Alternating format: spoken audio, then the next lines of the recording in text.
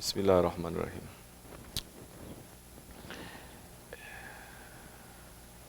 نويت بينات أزلة حلوة طريقتنا الصحبة في الخير من جميع is طريقة. It is based on Sohbet. It is based on association. It is based on holy association. Only in holy association, when you are together with a guide, when you are together in a jama'at, and you are fulfilling the order of Allah subhanahu wa ta'ala when He says, be in jama'at, and saying in Surah Al-Yasin, what did He say? Follow those who ask you no fee and who themselves they are rightly guided. You have achieved the station of safety. It is in order. Sohbet, association, it is to follow those who are rightly guided. Take her, hold her for a while. When sohbet is happening, later they may run around a little bit.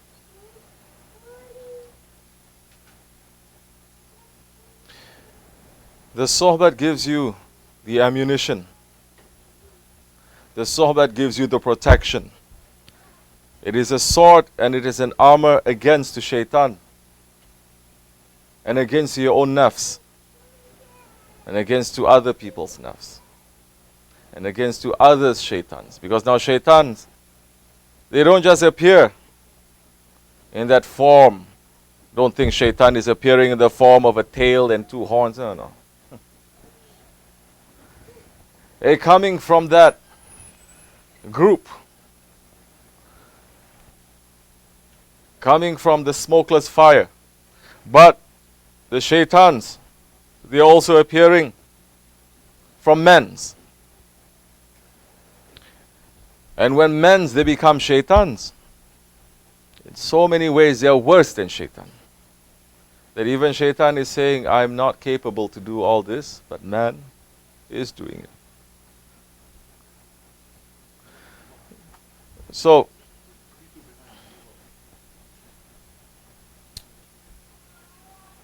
we're asking protection from shaitans. We're running to Allah. And Allah subhanahu wa ta'ala is saying, you want to run to me? Then follow those who ask you no fee. And they themselves, they are rightly guided. Follow those who is not asking anything from you in return. And they are in safety. Ask for their help. Be with them.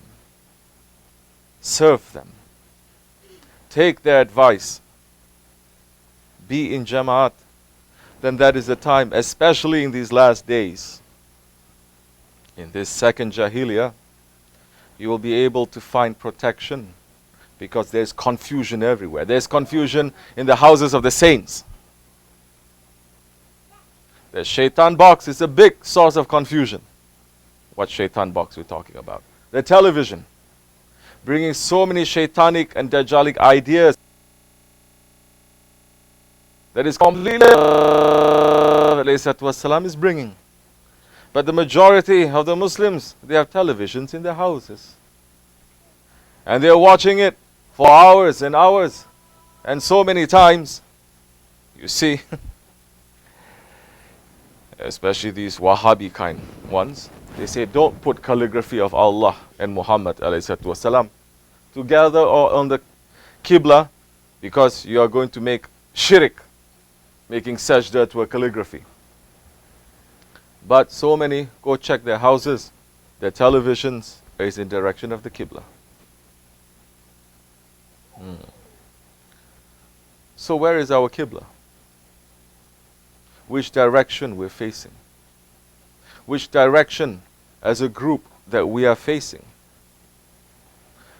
The Kaaba Sharif, it is a physical Qibla that we have to face when we're praying. What happens when we are not praying? Where is the Qibla at that time? There is no Qibla. There is no direction. There is always a direction. There is always someone that who is going to represent the direction to what? To Allah. The direction to the Prophet ﷺ. And that one, for this end of times, the Sultan al-Awliya is Shaykh Maulana Muhammad Nazim Adil Haqqani. That is the reason we're calling him the Qiblatul Islam, the direction of Islam. Now, the one that we are holding on tightly to bring us to that direction is our Shaykh, Sahibul Saif, Shaykh Abdulkerim Kibrisi Rabbani. We are holding to him tightly. And we're asking him for support. And we're asking him to give us his himmat for us to continue this way. How we are going to continue this way? We can only continue this way if we're taking his sohbets, his teachings, the holy associations, and we're putting it into our life. Not to listen and then to do something else. Not just to listen, then knowing that you have to do according to the sohbet in your life, but it is no good for your ego, so you're going to find a loophole somewhere. You're going to find an excuse, a slick way out to say, well, this doesn't apply to me. It applies to you. Because what is Shaykh Effendi that is teaching us? What is Shaykh Maulana teaching us? Is nothing but the lifestyle of the Holy Prophet ﷺ. The highest knowledge, not low knowledge. This tariqat is not the knowledge about lights. It's not the knowledge about maqams. It's not the knowledge about connecting yourself to Prophet, imagination, illusion, and delusion. This tariqat is based on association. This tariqat is based on submission. This tariqat is based on understanding the highest knowledge, which is the knowledge of Allah, that you can only get when you understand yourself. You can only understand yourself if you're following a guide who is going to tell you. You don't know yourself yet because you have so many barriers in front of you. You have so many veils in front of you. Your ego is in front of you. Your jealousy is in front of you. So many things that's blocking you from this divine knowledge, from the knowledge of Allah.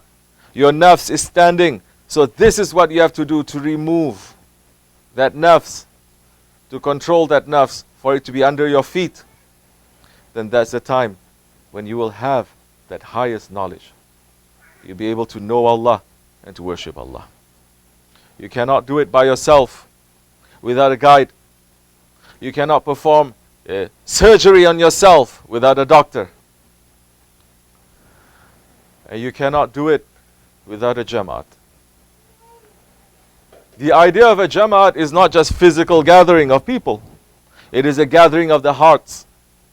That's why in our way, it is also an Uwaisi way. Uwais al-Qarani radiallahu an. Is he a Sahaba? The Sahaba is the one who sees the Prophet physically, at least one time. And he believes in him. He's a Sahaba. Physically, just one time. But Uwais al-Qarani, he did not manage to see the Holy Prophet ﷺ physically with his eyes, not even once. But he has seen the reality of the Prophet ﷺ in every waking moment, that even Shah Merdan, Hazrati Ali Karamallah Wajha, says, I saw his reality once. Uwais al-Qarani, who lived in Yemen, it says, what you see, I see it in every moment. The holy reality of the Prophet ﷺ. So that understanding, that witnessing of that reality is not with his physical eyes. It's not with his physical bodies, people coming here together. It is where the heart is. If you have the heart connection, then you will be in that Jamaat. Your heart is connected, but you're not here physically. Never mind. That burning is going to keep you strong. That burning where you desire and you long is going to keep you on the Siratul Mustaqim. You are coming every week, every month, every day maybe, but your heart is not here. Your heart is not with the Jamaat. Your heart is saying, I'd rather be someone else, somewhere else, doing something else. This has become a routine, isn't it? Same thing every day, saying. Then don't pray. Why you need to pray? Isn't it the same thing that you're doing every day? So whose fault is it? That if you feel that it's become a robotic action. Is it Allah's fault? Then you're out of faith. If you make that action to be a robotic action, and you're not putting your heart into it, you're not putting your passion into it, you're not thinking about it, you're not being busy about it, then that action becomes valueless. Then even if you are meeting every day, physically you are there, but in your heart it's not there, it's circling somewhere else, you're not going to get too much benefit from it. But if your heart is connected, like how it is in this way, this is also an Owaisi way. That the Shaykh from beyond the mountain of Kaf can send direction and protection and guidance to us. We're asking Allah for Him to guide us and to keep us and to protect us. That happens. We're not even mentioning if the Shaykh is in one country, the Murid is in another country. The connection is with the heart. That is what is important. To be in the Jamaat, to put the heart there. How are you going to put the heart there? Because everyone is coming. Like what we say in the beginning. A'udhu billahi minash shaitanir rajim, bismillahir rahmanir rahim. Because people, when they're entering, they hardly say that. They don't say A'udhu billahi minash shaitanir rajim, bismillahir rahmanir rahim. You're bringing your shaitans inside. You're bringing shaitans inside a holy gathering. You're bringing shaitans into the Jamaat. You're bringing shaitans into the zikr. How is the shaitan going to enter? When you're taking your ego and you're letting your ego to rule over you. That's when the ego says, I'm opening the door to shaitan because he and I, we are best friends. The whole key again is with us, with the ego. If we have power over the ego, and this tariqat is teaching us that, then that time we'll be able to have protection from shaitan. Otherwise, you can be reciting that day and night too. But you are not controlling your ego, shaitan finds a way to enter. And shaitan will find a way to enter into the best of the Jamaats to try to break it up. The best of the Jamaats is the Jamaat of the who?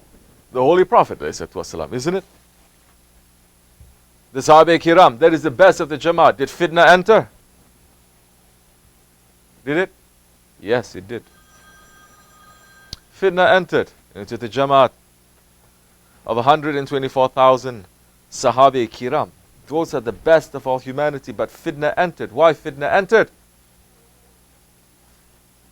Because there was some that's inside the Jamaat, appearances, Muslim, but they are munafiqs. And there are others who are fooled by that. The biggest fitna, that from that time until today, the group saying, we don't recognize Hazrati Abu Bakr, Hazrati Umar, Hazrati Usman to be the rightfully guided leaders. Khulafai Rashidin, which some scholars are even saying, who's saying is Khulafai Rashidin? Who put that name? Prophet didn't put that name. They say it's just something that was made up. Who says they are rightly guided? The fitna entered then. Not only one group, that the group is saying we're not going to accept Hazrati Abu Bakr, Umar, Usman. We only accept Hazrati Ali, and he was tricked and stolen. The Khilafah was stolen from him, not once, 3 times. Not only that group, there were so many other groups too that fitna entered and betrayed. What we're saying by those ones who saying that they're munafiqs, because after Prophet ﷺ passed, majority of the Bedouins, especially in Arabia, they betrayed the Prophet. They turned back into their old religions. Some saying, we have a new religion, we have new prophet. Some saying, we not only have a new prophet, we have a new woman prophet. Some saying, we don't follow any of the Khalifahs, not even Hazrati Ali. Those are the original Wahhabis. That Hazrati Ali, he did not say. Now, what happened, brothers? We should talk. We should accept each other. We all united. Hazrati Ali did not do that. Hazrati Ali took out his sword and says, this is the biggest, this is bigger than the fitna between the Ahl Sunnah, those who are following the way of the Prophet, and those claiming that they're Shia, saying that they are. And that is the biggest fitna that continued from that time until now, hiddenly. And now in the Akhir Zaman, it becomes so huge and so big, it overtook everything. This is one of the biggest signs of the Akhir Zaman, of the appearances of Mahdi alayhi salam. When you see these naked and poor and barefoot Bedouins racing to build tall buildings in the deserts and turning the deserts green. This is prophecy from the Holy Prophet ﷺ 1400 years ago. That he says, these are the appearances of Mahdi is coming when you see this. So yes, the believer must always be on his guard. The believer is not going to be relaxed, especially in this way. Like what we're saying yesterday, if you're traveling 30 miles an hour road with your car, if you take off your hands a little bit, it's still okay. If you swerve a little bit, it's dangerous, but you're not going to destroy yourself completely. But if you're on the main highway and the speed is at least 70 miles an hour that you have to go, that time you have to keep it straight on all the time. You have to be more careful and more alert. We are in the Siratul Mustaqim. We're going top speed, inshallah Rahman, to our Lord and our Prophet through our Shaykh. There's a time you cannot even let go of your steering wheel for 1 second. Who is saying this? Not to let go. Prophet ﷺ is saying this. Saying, Ya Rabbi, do not leave me to my ego, even for the blink of an eye. Don't leave me to my ego, even for the blink of an eye. This is how dangerous it is. And this is when we need the guidance, the direction, that Qibla, holding on tightly to our Shaykh and our guide. That's the only way that we'll be able to hold on tightly to that. Because so much confusion, somebody is saying, no, you can let go one hand. The other one is saying, why you have to let go one hand? Both hands you can let go. Others are saying, don't worry about it. You have cruise control. Others are saying, don't worry about it. Everyone is saying something. You cannot pray in every Qibla. You have to follow one direction. Choose that and stay with it, inshallah. Then even if you are weak, the support will come. Even if you make a couple of mistakes here and there, they will come and they will help you. They will clean it up for you. But the more the man is being stubborn and arrogant, he has found someone, but stubborn and arrogant and following his own way, it's not going to take too much benefit. Maybe they're going to knock you wall to wall before you understand. So we are responsible. Everyone is responsible for their own selves. May Allah in these holy days forgive us and keep us to hold on tightly to our Shaykh. May all the other fitna and shaitans and wrong, evil intention people to be removed from us, for them to wake up.